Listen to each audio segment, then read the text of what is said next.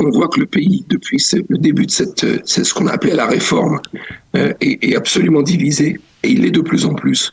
On voit qu'Israël, sur le plan économique et sur le plan international, est sûrement remis en cause. Donc je crois que c'est tout à fait le rôle du président d'essayer de calmer le jeu, d'essayer de trouver des espaces de compromis. Et je crois qu'il a bien fait de le dire hier. Nous avons sollicité l'aide professionnelle et l'expertise de notre ami maître Philippe Koskas pour essayer de mieux comprendre, on va dire, la teneur du discours du président de l'État hier, un discours exceptionnel, il faut bien l'avouer, au cours duquel le président a proposé une sorte de plan de compromis qui pourrait être mis en application, ou mettre au moins des bases d'un plan de compromis qui pourrait être mis en application par l'opposition et la coalition autour de la réforme judiciaire. Philippe, bonjour, Boker Tov.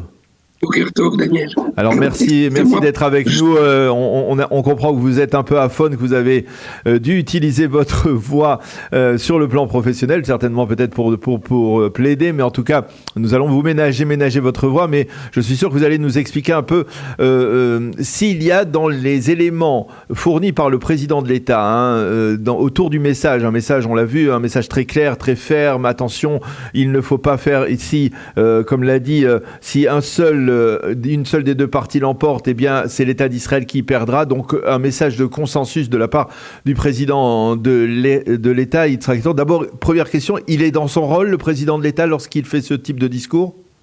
Moi, je crois absolument oui, dans le sens où on voit que le pays, depuis le début de c'est ce qu'on a appelé la réforme, est absolument divisé, et il l'est de plus en plus. On voit qu'Israël, sur le plan économique et sur le plan international, est sûrement remis en cause.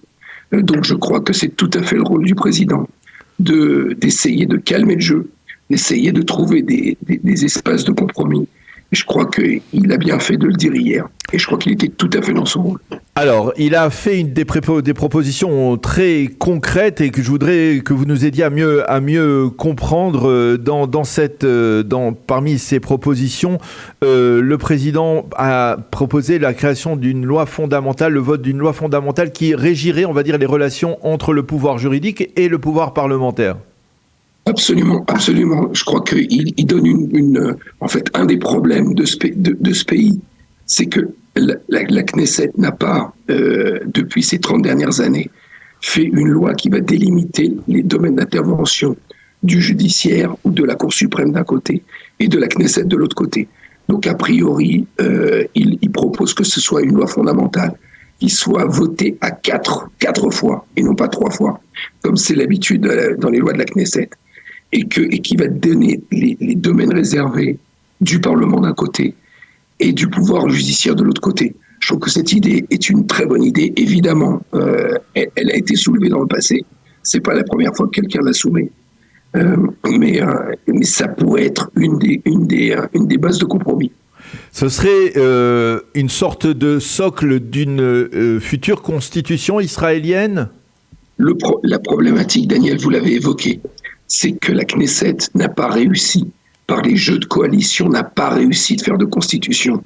Et elle a créé des îlots qu'on appelle des lois fondamentales. Ces lois fondamentales ont été votées au fur des années. Mais le tout n'a pas été fini. Et le recueil de qui ça va s'appeler dans le futur, la constitution israélienne, n'est pas encore terminé. Et c'est ça le vrai problème. C'est pour ça que vous voyez autant de personnes et autant de juristes qui sont opposés à cette révolution judiciaire, c'est qu'il n'y a pas de loi qui va organiser tout ça. Et ce que propose le président Herzog hier, moi je crois que c'est évident, c'est une des causes de l'imbrication d'une institution dans une autre, c'est qu'il faut que chacun ait ses propres domaines réservés, et c'est à la Knesset de le faire. C'est à la Knesset de dire au pouvoir judiciaire, moi je veux que tu rentres dans tel et tel domaine, je ne veux pas que tu rentres dans tel et tel domaine. Et tout ça, j'allais dire, ça devrait se faire de manière consensuelle et non pas, à la spartiate et donc de manière aussi rapide comme c'est fait. C'est les changements des institutions demandent une réflexion, ça demande un accord large, et ça malheureusement, on n'est pas dans ce climat aujourd'hui. Alors, c'est dans ce cadre que, par exemple, la fameuse loi de contournement dont on parle pourrait être mise en application de manière, on va dire, plus soft, plus allégée? Alors, il l'a soulevé sous un autre point, mais ça pourrait être dans ce cadre-là, tout à fait, parce que de toute façon, même les juristes pensent qu'il n'existerait pas dans un système démocratique. Il faudrait la Cour suprême ne peut pas décider à la place de la Knesset, c'est évident. Maintenant, s'il y a quelque chose qui est voté à la Knesset, qui est dit inconstitutionnel, il faut donner au Parlement le pouvoir de pouvoir contourner cet arrêt jurisprudentiel, mais pas forcément à une majorité de 61. Et ça, ce serait pour être dans le cadre de cette loi fondamentale ou dans le cas d'une autre loi, parce qu'il a soulevé, quand il a soumis 5 points, il l'a mis sous points différents. C'était 2 points. Un, le problème de la loi de contournement, et 2, le problème le point qui est lié à la loi fondamentale sur la législation. Mais ça pourrait être organisé l'un dans l'autre. C'est ça. Tout à fait. Alors, concernant la commission de nomination des juges, là aussi, c'est un point important. Il veut une forme d'équitabilité. C'est de facto, dites-moi si je me trompe, mais c'est un peu ce qui existe actuellement et qui n'a pas apporté véritablement ses preuves, parce que ça donne quand même un pouvoir de veto, et puis il y a ce veto de la part des juges de la Cour suprême. Ça donne un pouvoir supérieur, on va dire, aux juges au détriment de l'échelon politique. Non, c'est pas exactement ce qu'il propose. Aujourd'hui, ce qui existe, c'est ce que vous dites. C'est-à-dire qu'il y a aujourd'hui une commission de 9 juges. Sans ces 9 juges, il y a 3 représentants de la Cour suprême, donc des juges, 2 représentants du barreau, donc des juristes, 2 représentants de l'exécutif et 2 représentants du législatif, dont un membre de l'opposition. Donc, si vous voulez, c'était fait exprès à l'époque de donner la majorité au caractère judiciaire de la commission et donner la minorité au caractère politique de la commission. Or, ce que propose le président Herzog, c'est d'abord de répartir un tiers. C'est-à-dire qu'il n'y aurait aucun des organismes. Il y aurait un tiers qui serait représentant du pouvoir judiciaire, un tiers du législatif et un tiers de l'exécutif. Et que ces 3 tiers nomment des personnalités publiques qui seraient, j'allais dire, grevées à apporter à cette commission. Et avec cette composition-là, ce sera la nouvelle composition de la commission de nomination des juges. Ça donne quand même un pouvoir énorme aux politiques, puisqu'il faut rappeler qu'en Israël, le pouvoir exécutif et législatif est le même. C'est puisque c'est la personne qui a la majorité à la Knesset qui prend place en tant que Premier ministre. Mais si vous voulez, c'est une sorte de compromis qu'il essaye de faire. Il faut voir que le discours de Herzog, Yitzhak Herzog et hier était extrêmement... il ouvre un espace de discussion. Il a essayé de donner, j'allais dire, une île de tranquillité dans un espace public qui est extrêmement stressé. Et il a dit lui-même que ses propositions, évidemment, n'étaient pas fermes et qu'elle était soumise à des compromis.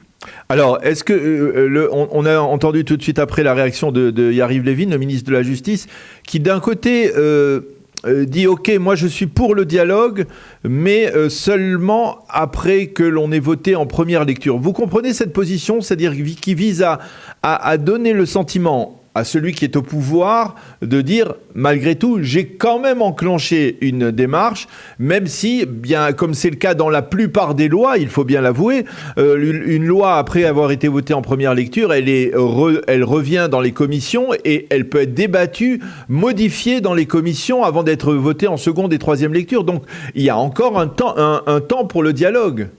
C'est vrai, vous avez raison, Daniel, mais d'un autre côté, c'est pas n'importe quelle loi. On parle d'une réforme institutionnelle qui n'a jamais été faite depuis la création de l'État d'Israël. C'est pas. Je vous donne un exemple, j'y pensais ce matin. Lorsque De Gaulle est arrivé au pouvoir, il est arrivé au pouvoir en 1958. Il y avait la Constitution de la Ve République. Lorsqu'il a demandé l'élection directe du président de la République, il a demandé un référendum. C'est-à-dire qu'à chaque fois qu'on change une institution et une constitution, même si elle n'existe pas en Israël, on essaye de fédérer un maximum de personnes. Or, ces lois-là et ces réformes-là sont faites, comme je l'ai dit, beaucoup à la va-vite. et évidemment pas dans le consensus national. C'est pas tout. Il y a un aspect psychologique à ce que vous dites. Vous avez tout à fait raison. Il peut tout à fait voter comme ça va l'être fait d'ailleurs, à la Knesset, en première lecture.